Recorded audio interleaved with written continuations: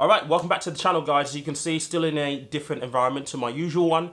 That's because I'm on a bit of a work tour right now. But anyway, I want to talk about how to inflation-proof your money.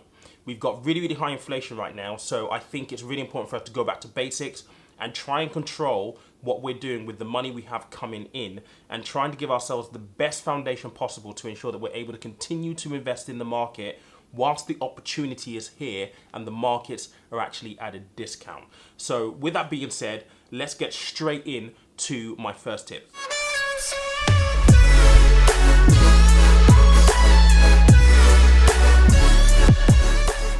So number one, streamline your outgoings. I know that this may sound really, really boring and really, really basic, but I think it's important for us to kind of take a view of what are we spending our money on right now. So if you sit down with your bank statement over the last 6 months, I promise you there will probably be one or two things in there that you're paying for that you're not really getting any value from, you're not really using it that much. That could be money that is saved. Now this is really, really important because if you're seeing an increase in your gas, your electric, your fuel cost, your food cost, and soon to be broadband costs in April, then if you've had disposable income, you're probably seeing your disposable income take a bit of a hit. Now, if you're able to recover some of that money by cancelling a subscription that you're not really paying for, then hopefully you're going to give yourself a little bit of a cushion. So trying to really have a look at what we've got in terms of our outgoings and where we can actually save money is going to put us in really, really good stead for actually having more disposable income to be able to put into the markets to take advantage of the volatility right now.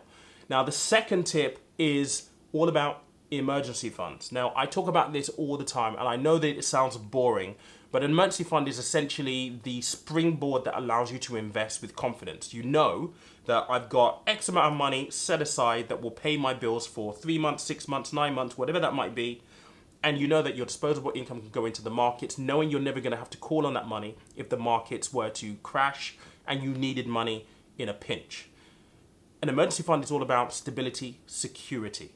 Now, if you already have one, the first thing you need to be doing is reviewing what your emergency fund is. Now, remember, an emergency fund is essentially a calculation of what you have to pay for or your committed expenses times 3 months, 6 months, 9 months. That's the formula for it, right?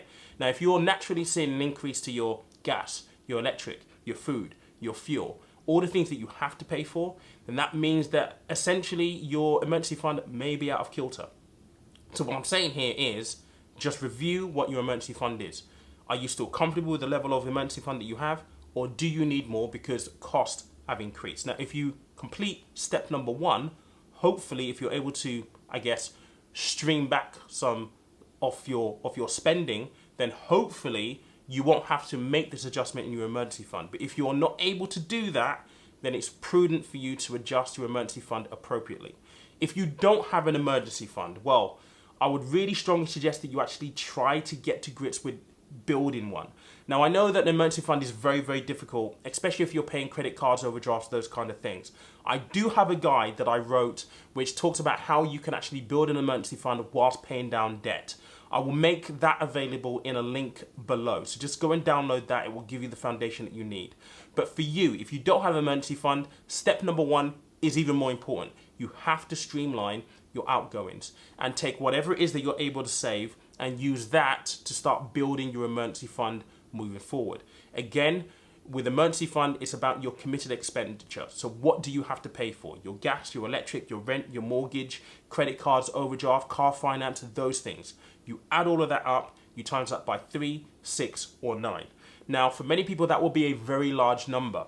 So don't let that scare you, but ask yourself, okay, so if something were to go wrong right now, what amount of money would you feel comfortable having in a bank account that will give you peace of mind? If you can answer that question, you know exactly what your emergency fund amount is actually going to be. Now, number 3.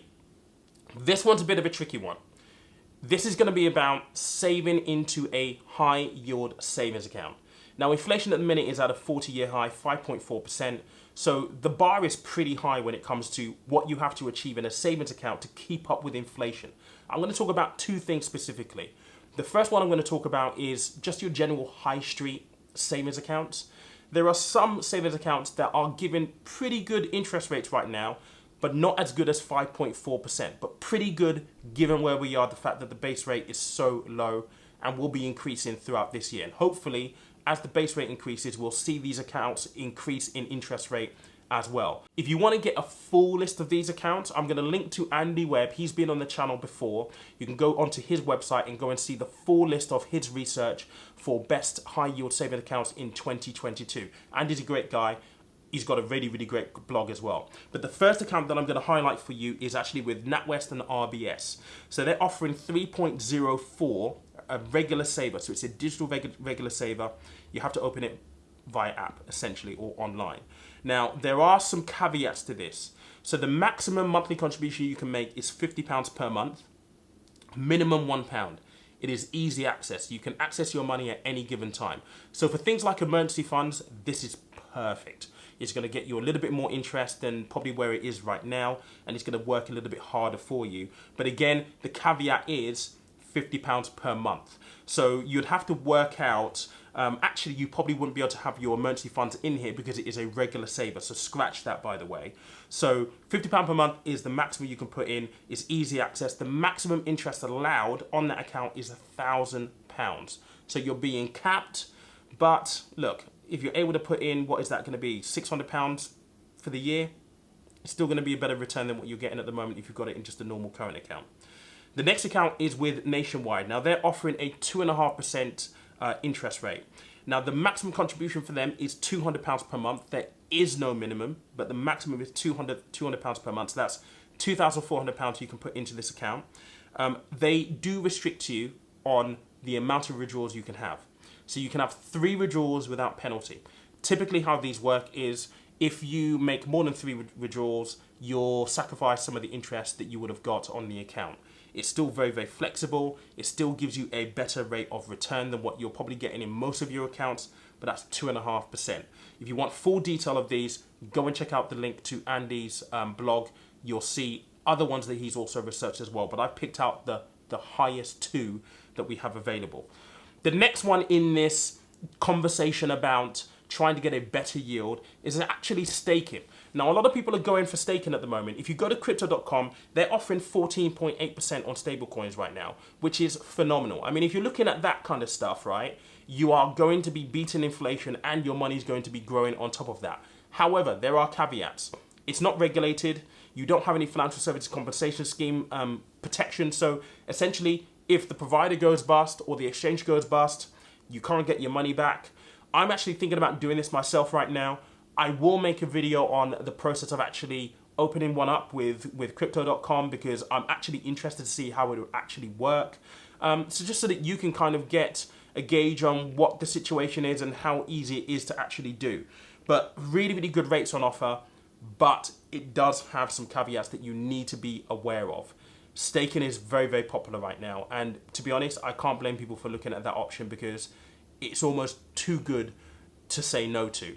And there is a little bit of security. It's not 100% safe, but there is still some security in stablecoins. But more on that in a different video. Anyway, I hope that you found this really, really useful.